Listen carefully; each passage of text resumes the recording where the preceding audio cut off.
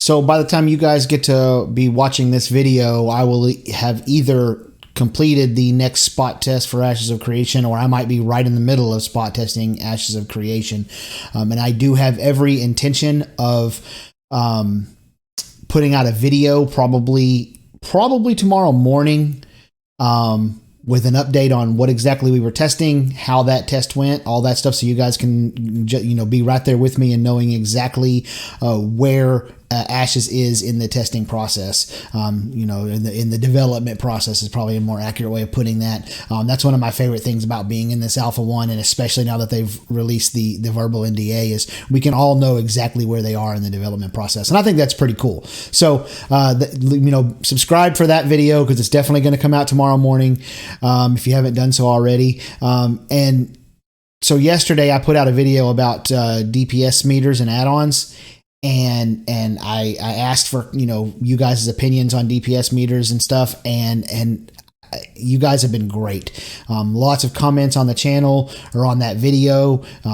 Pretty much everybody being very respectful. Not everybody's agreeing, which I wouldn't expect everybody to agree. Everybody kind of sees it from their own perspective or whatever, and that's fine. But there's been so much engagement, and some minds have been changed, and on both sides, and you guys have been so respectful and cool with each other. And personally, I'm a person who puts a very, very high value on intellectual honesty. So, for example, when I'm making an argument about something, I don't use bad faith arguments. I avoid logical fallacies like the plague. I try as hard as I can to be as precise in my speech as possible, so that I'm, conveying a consistent message, or making a consistent argument. And so I put a very, very high value on that. And so many of you guys have done that in the comment section. There's a few bad eggs, but you're going to get that in any community. So thank you guys so much for all the conversation. It's been awesome. I've loved having these conversations with you guys, and I hope we're able to continue doing that. Also, I'm getting ready here pretty soon. I'm going to be doing a Q&A video on all the questions that people have been putting in my comment section, especially on the video where I asked for that. So same thing here. Let me know down in the comments if there's anything you want to know about Ashes of Creation. I've been asked a few questions that I didn't have the answer to, and I had to go to a higher power and get an answer from somebody who might actually have one. So I will do that. I will contact people. I'll figure out what the answer is, or I'll just give you what I've experienced in the game. Whichever one fits the bill on that. So if you have a question, leave it in the comments. I'm going to do a video here pretty soon, and I'm going to try to get to all those questions. All right, now on to the video. What you think about when you're born into a fire? So this video, you watching the video right now, you are not ready for the economy in Ashes of Creation. I started thinking about this. It hit me last night, and it gave me the idea for doing this video. And I've really enjoyed being able to just turn on the microphone and turn on the camera and just talk about the game. And it makes it a lot easier than trying to script it and come up with clever wordplay in the scripts and stuff. I didn't like when I was doing videos like that, and I prefer this. So, it's great. So I've been playing this old MMO here lately. It's called Wurm Online, and I think I've talked about it once on the channel before, but real quickly, it was developed in part in a partnership by two people. One of those people was Notch, who went on later to make Minecraft. In many ways, this game is kind of like the granddaddy of Minecraft. It's kind of like the father of the whole survive, build, craft genre. And it's more like Minecraft for adults. It's a much, much slower game, like glacially slow. It's extremely slow game. And they have done, through very different means than what Ashes of Creation is going to do, they have created an economy that's going to be somewhat similar. People have to rely on each other. You couldn't possibly, at least within any kind of time frame that makes sense, you couldn't possibly master all the skills and be able to make all the top level items and have crafters of every variety and all that. It doesn't work that way. It takes too long to do all that stuff. And so people have to rely on each other. There's a real market for processed goods. There's a real market for high-end, finished products. There's a real market for just raw materials and all that stuff.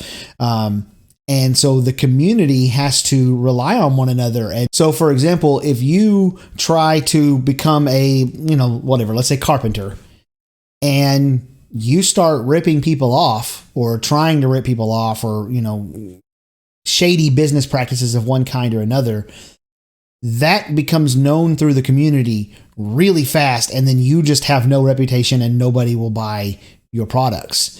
Now, a little bit of that is just a product of the fact that it's a smaller game with a smaller community, so your reputation matters. But Ash is going to create that by creating small communities all over the place. Like every node is going to be a small community, and your need to get your goods to another node is going to be high because the stuff that's abundant in your area is going to be rare over there. And so they're going to need your stuff. It's not going to sell for a whole lot where you are. It's going to sell for a lot over there.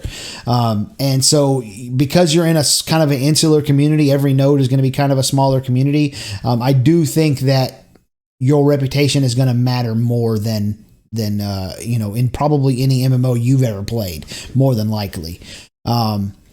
But more specifically to that, and I'm going to real quick, I'm going to do like a 1,000-foot overview of what the crafting system, the artisan system is going to be, so that you can understand what I'm getting at. There are 3 paths you can take as an artisan. There is the gathering path, there's the processing path, and there's the crafting path. And so gathering is the actual going out of mining of the rocks.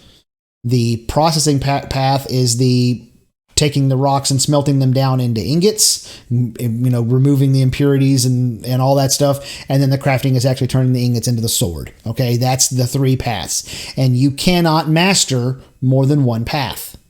So you can be a master gatherer, and that does mean that you can gather anything on the map. From what I understand, you'd be able to you'd be a master gatherer of rocks, wood,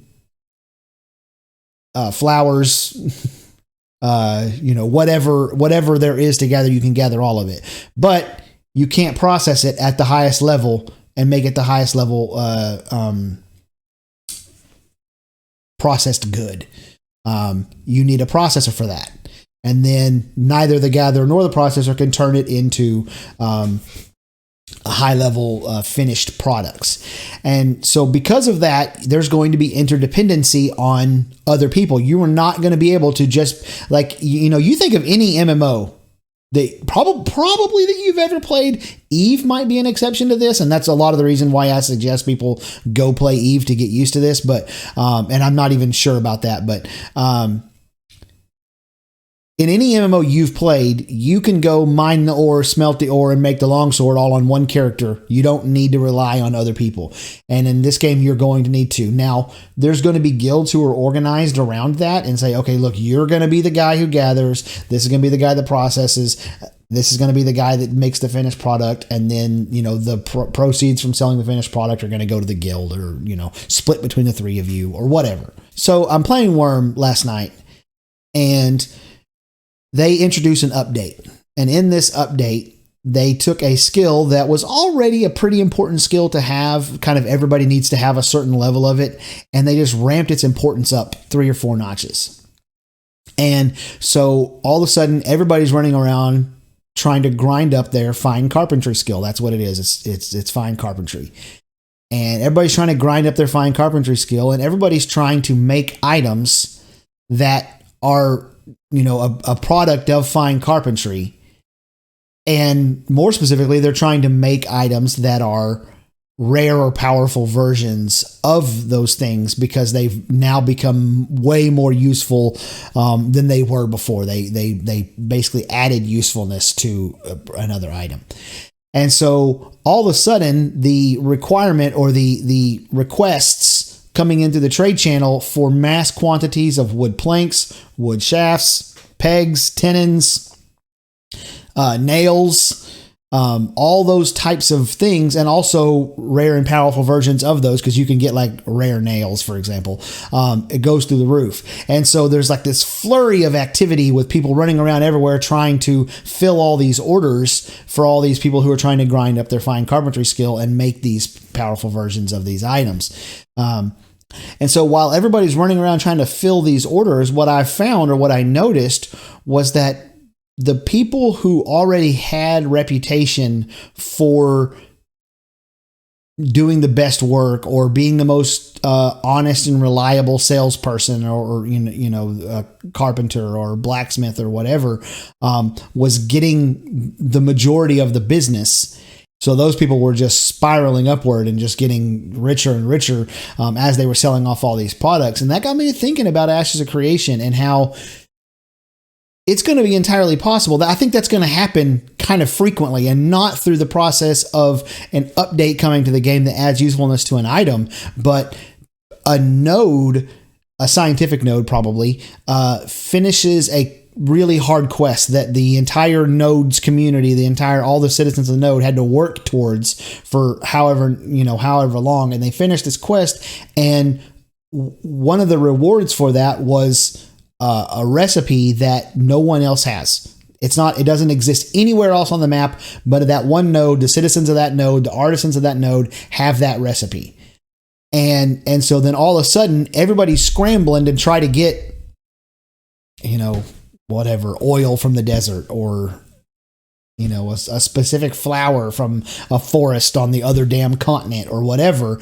And so the people who have already been engaged with the community and already trying to be a part of the community instead of avoiding it, like we've been practicing doing in MMOs for 15 years now, those people are going to have the advantage. They're going to have connections. They're going to have people coming to them being like, look, I've known for a long time that you are a good, solid collector of this flower that I need, or of flowers in general, and I now need you to go get 1,000 of those flowers so that I can make several of this new item that everybody, it's going to be the new hotness. It's going to be what everybody wants. And so I just don't think that any of us, or very few of us, are prepared, just from a gaming perspective, of the perspective of what we've been doing from a best practices perspective for a long time.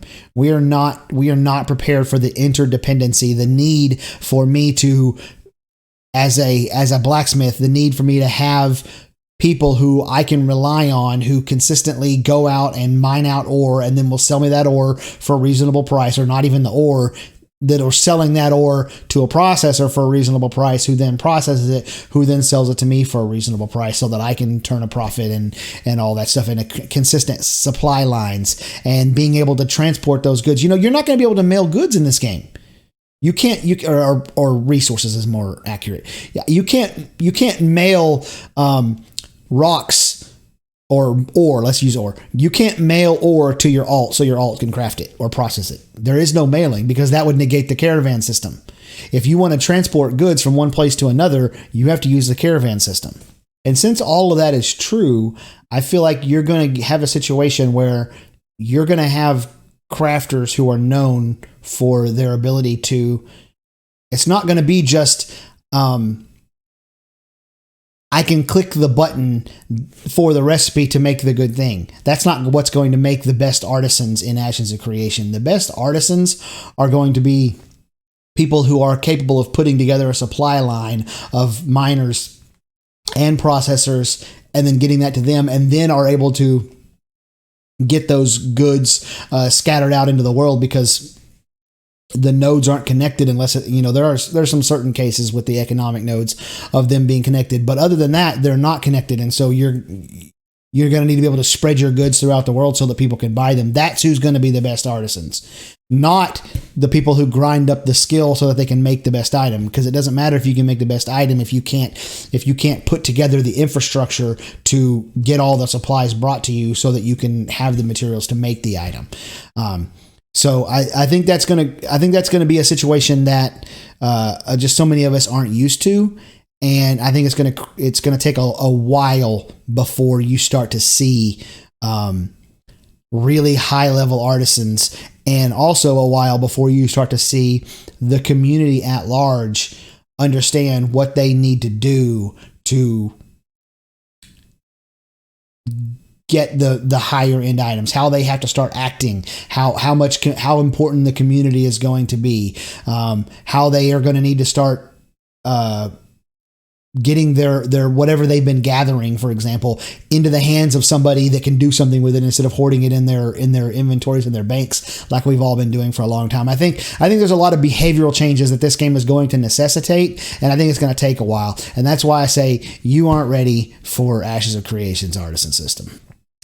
And that's going to be it for me today, guys. Again, tomorrow video probably in the morning. Update on Alpha 1. Make sure you subscribe to get that. And I'll see all you guys in the morning. Bye.